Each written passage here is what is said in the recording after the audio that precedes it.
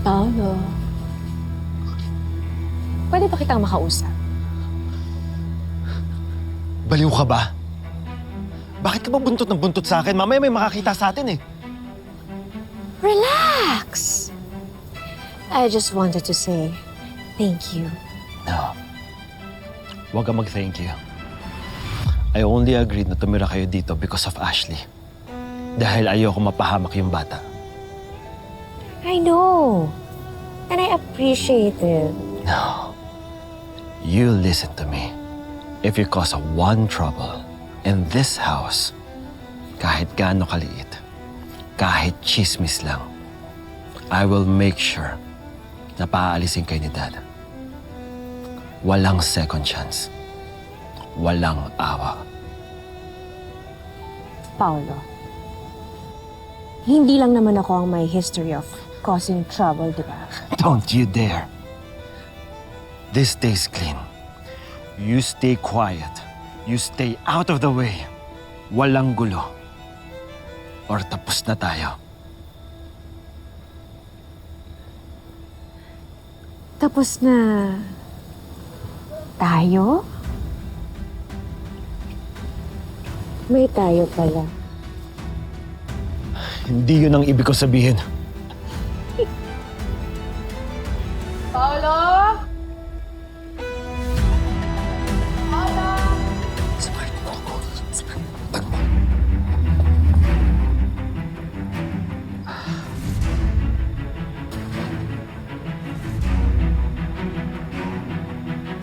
Paolo?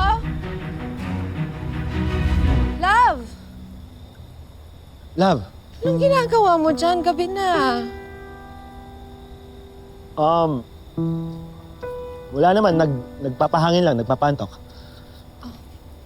Okay, nire-remind ko lang sa'yo na may check-up si Jasmine bukas, ha? Oo naman, hindi ko naman nakakalimutan. Tsaka sasabay sina Thea at Ashley. May dental appointment sila, eh. Sorry love, hindi pala ako pwede. May biglang ano lang. Client meeting?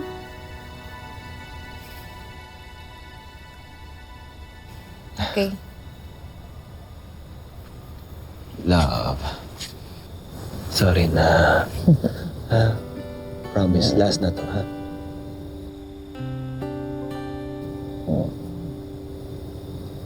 Okay. Hindi ka na matulog na tayo, ha? Okay. Okay na?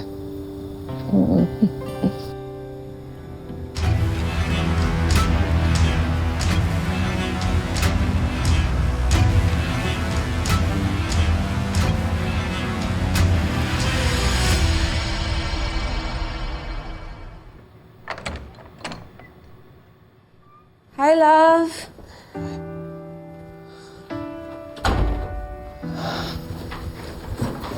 Hi.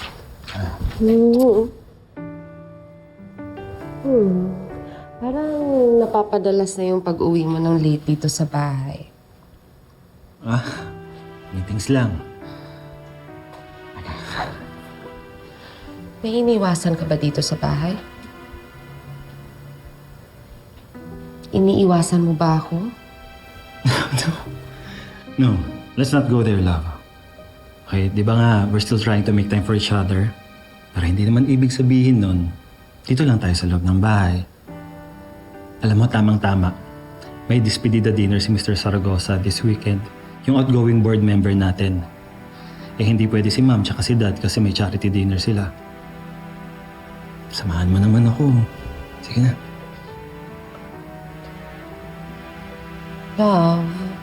Love, sige na. Ang tagalin mo nang hindi sumasama sa get-together. Ako lang lagi yung walang +1. Love, hindi ko na kayang sumabay sa mga colleagues mo. Habang kayo nagchichika tungkol sa stocks and investment, ako iniisip ko yung anak natin. Kung nakainom na ba siya ng gamot niya, yung next meds niya, si Mama, si Jobert, kung okay lang ba sila. Hindi ko naka-wavelength yung mga trophy wives ng colleagues mo. Okay, sige. Forget I asked. Bis lang ako, ha? Excuse me.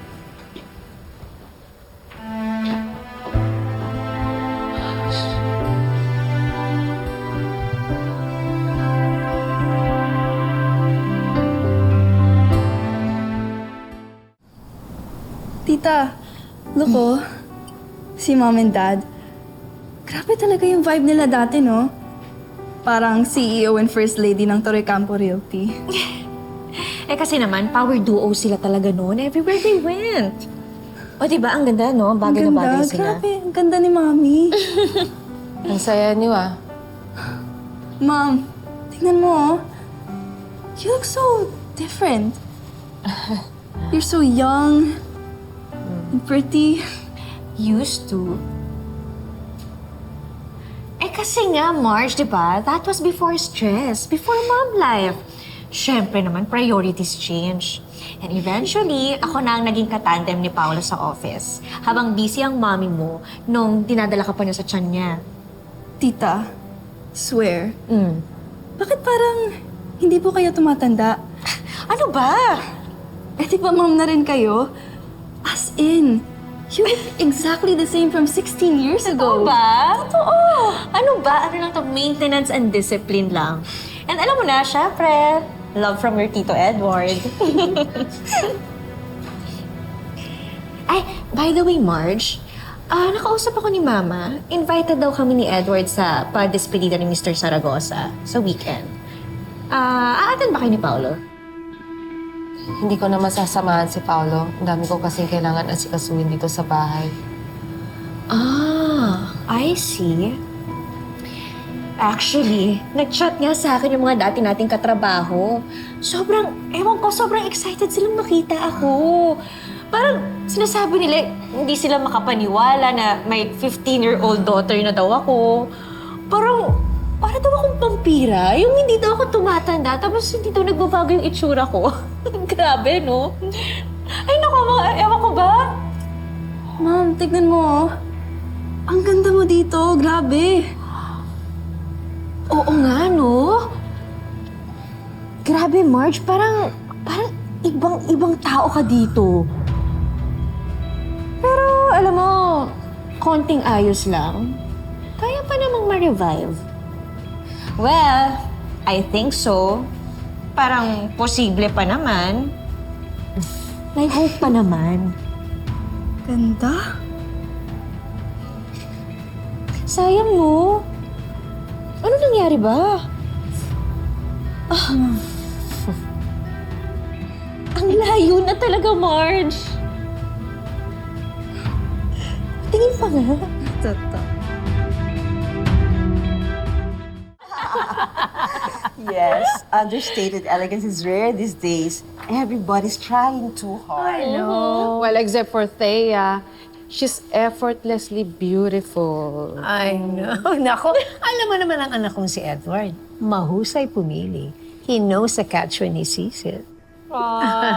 Thank you, Mama. Actually, kayo po talaga ang inspiration ko. I love your style and how you carry yourself. Kaya nga siguro nga na-adapt ko na ang pagiging radiant and classy niyo. Obvious ba? At nagsasabi pa ng totoo. True.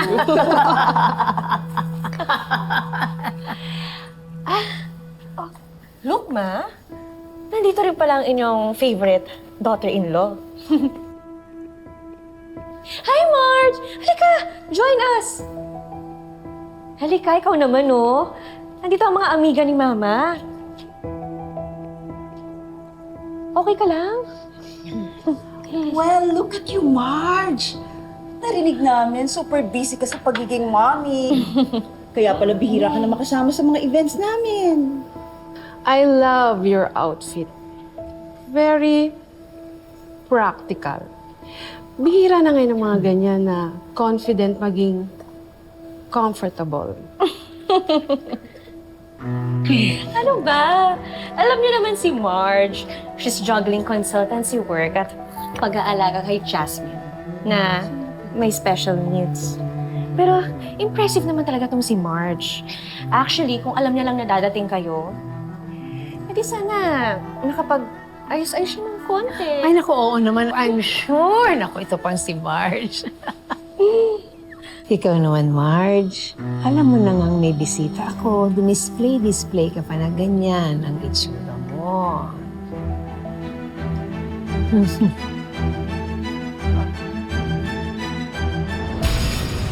Tagal ni Thea. Alam mo naman yun. Pag mga ganitong event, grabe mag-ready yun. Kaya alam mo, Marge, tama yung desisyon mo na huwag ka na sumama sa pa-dinner kay Mr. Saragosa. Masistress ka lang doon. Han, you look amazing.